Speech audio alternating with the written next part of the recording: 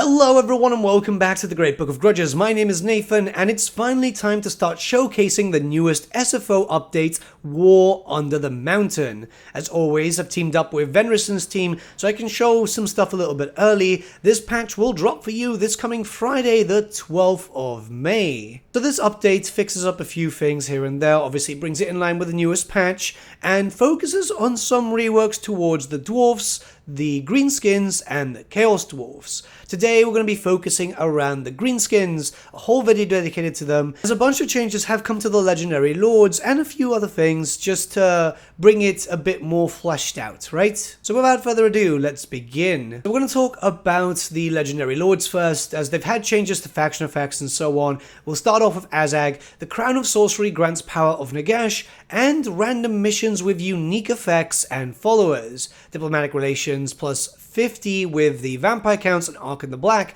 means that you do have some friends. The war has a chance to contain a wyvern. Some stuff obviously still remains from vanilla. Research rate plus 40%. Income from raising settlements plus 100%. And then for the Lord effects, we have all the usual stuff, you know, getting access to some spells, having a unique war, and obviously increased leadership because you do have the Crown of Sorcery. Or at least you will after you do a few quests here and there and get access to a fun lore of magic for the orcs. Now, Nagash will have access to a unique mechanic known as the Whispers of Nagash. It makes sense with his lore. So this is a new resource where you have the maximum of 25, but you can get up to 50 as soon as you unlock the Crown of Sorcery. It won't take that long. You get this from battles, so just basic battles or even taking over settlements will let you one, meaning that if you're playing an aggressive campaign, yeah, it won't actually take that long to max out. And as you can see at the bottom, you can use this for a few things, right? You can either use it for the Crown's Whisperings, which we'll talk about in just a second, or with the Whispers of Nagash themselves, as every 5 that you get, you'll be able to get an undead war, meaning that you'll be able to summon in some undead orcs to be able to help you in your conquest. It's actually kind of cool. When you get 25 of that resource, you can use it on a new button, which is found where your end turn is, so it's not that hard to find, and this will provide you with a bunch of different effects. These are kind of random, and they will be linked up for various different races, as you can see there. You've got elves, lizardmen, all that type of stuff. And how it works is you'll get some bonuses. You'll get some pretty cool bonuses as they start running. You see growth plus 25. These are faction-wide things, which are going to make your faction a lot stronger for a limited amount of time. But also, when you decide to pick one of the races, you'll get a mission issued, which will usually revolve around 2 battles. So try and pick the ones that are closer to you. This will also then give you an extra bonus, which will last for 10 turns, and also an item, sometimes a follower. It really depends on what you get. It's kind of RNG based. But yeah, bonuses all around, which are quite strong. The fact is, this gives you more of, like, Nagash is telling Azhag what to do, which is obviously something that we know about in the lore. Nagash was always whispering to Azhag to try and make him go down to Nagashazar. It's definitely a pretty cool system, and it does make Azhag shine bright a little bit more, considering that he was a base game legendary lord and doesn't really have too much going for him. It's a bit of a shame considering that Azhag is always really, really popular. At least I enjoy playing as Azhag. It's always nice having a legendary lord with a lore of death. And now with the Undead War, we can see it in action here. It's funny enough, I was fighting against a faction here of elves, and I didn't really expect them to just vanguard so heavily. It was actually kind of weird. Might be the map. But yeah, you get some undead orcs, which look pretty cool. They're not going to be the best units, but it's definitely an extra summon, which can help you do a lot more damage. And, well, you can pick out enemy war machines, all the usual stuff that you normally do with summons. If you play Skaven, you're pretty much used to this, because this is more or less what you use the Dwellers Below thing for. And now we're going to move on to Skarsnik. This is a very, very popular character, as you can imagine, and we've got a few changes here. Obviously the usual, which you can only recruit orcs from Karak 8 Peaks, and your research rate has been reduced by 40% until you take Karak 8 Peaks. It doesn't really take that long. What we do have is a new mechanic with Warlord Orders, Masterful Ambush Stance, and Skarsnik and Night Goblin War Boss increase vigor loss reduction and replenishment rate of Night Goblin units in the armies per character rank. So yeah, it's quite strong. Experience gain plus 100% for characters, all heroes faction-wide, and obviously getting some Doom Divers in your war, which is always fun. The other stuff is as expected. You do get a lot of growth. Growth is very important for the Greenskins, as their campaign is very different. If you haven't played SFO before, there is quite a notable difference. But don't you worry, I'll be talking about that later on in the video. Now, Warlord Orders is a new button, as you can imagine, and keep in mind that I'm on the developer build of this mod, so you'll actually have all the proper text and so on. It's just, obviously, I have to do the promo, and this is how it works. But yeah, you get some bonuses here. You use scrap, and you get some pretty good bonuses. It depends on what you prefer. There's even a good one there, which gives you 20% physical resistance to goblins, squigs, artillery, and spider units. So if you want to just go with a goblin theme army, if you used to play the tabletop and used to have those night goblin theme forces, well, you can do that here, and it's actually pretty fun. All the bonuses here are pretty fun to use, and you can pick and choose as you want. You can pick another one and just extend it, or you can just switch it to something else, should you so wish. All you need is scrap, and scrap is mostly gained from just playing your campaign, so it's not like you're going to have to, you know, take a long time to be able to get this. Now we're going to move on to Wurzag, which is my favorite Greenskin Legendary Lord. You can see there's a few changes there. There's also stuff that was added into SFO in the past, like for example the Savage Orc War Boss, the Savage Rogue Idol.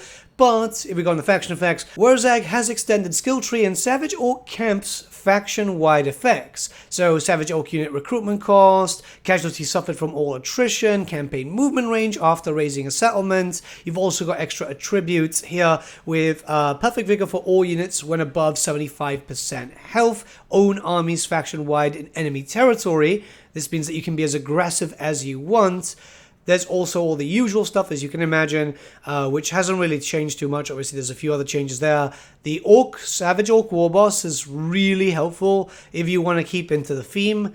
I know it's not a big thing for many people, but considering that the Warriors of Chaos now have so many distinctions, it's nice to have a little bit of that here too. Wurzag's extended skill line can be found on the top right part of the skill page, and you can see there extra unit capacity if you're dealing with that type of stuff. There's some bonuses to casualty replenishment, which is obviously very, very useful. Extra income from sacking settlements. There's a lot to do here. There's a pretty good one at the end, which reduces the global recruitment duration by 2 turns for Savage Orcs, Trolls, Rogue Idols, Wyverns, and Giants to a minimum of 1 turn. This is faction-wide, by the way, which means that you can enjoy having loads of Savage Orcs all over the place and just absolutely dominate with just dancing orcs. I mean, who doesn't want that, right?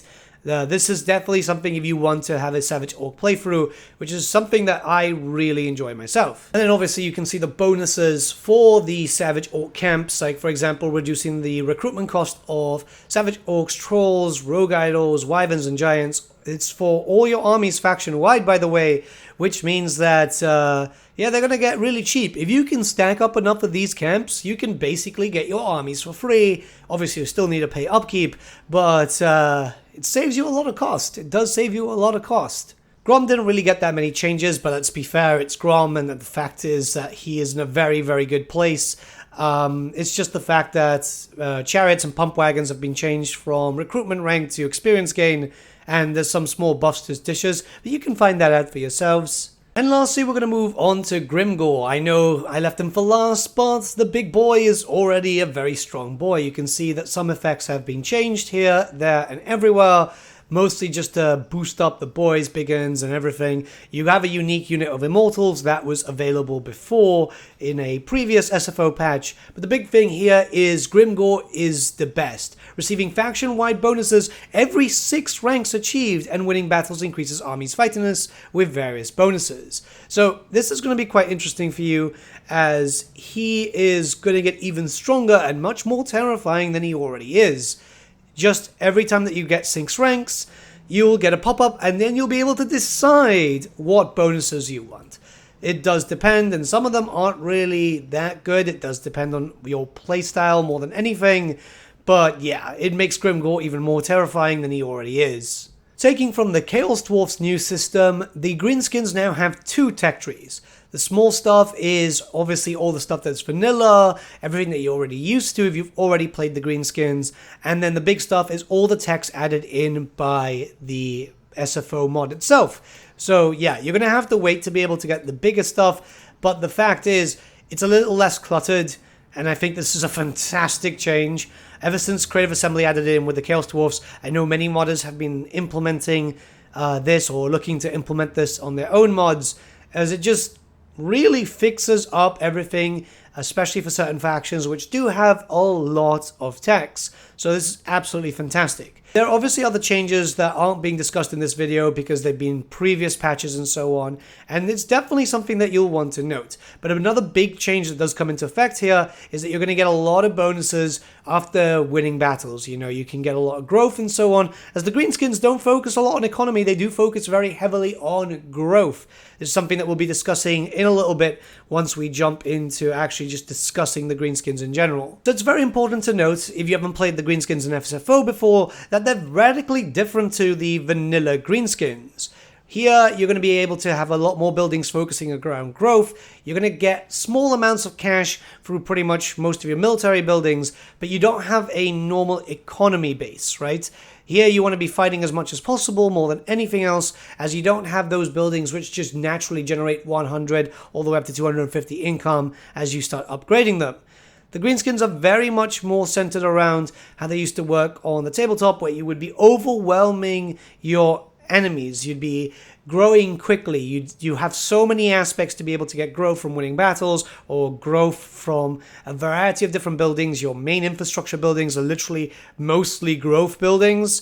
And the idea is you want to be able to like get loads and loads and loads of areas swarm, right? This is something that was known because it's building up a war, and I think this is a really good implementation. There is a definite learning curve, as obviously, again, an overhaul mod is here to completely change the way that you play and see a faction, but it definitely does add in for something different, which is definitely something that you want to play if you're already kind of like Chorfed out. If you've played a lot of the Chorfs, don't worry, there is an update to the Chorfs coming out. But if you want to play Greenskins kind of similar to how they were played in the army book or how they were described during the army books and so on, this is definitely something that you're going to want to check out. You're still more than capable of using a lot of archers, by the way, as you can see here on screen right now. So it's not changing up the majority of your tactics, it's just changing how the campaign itself feels more than anything else.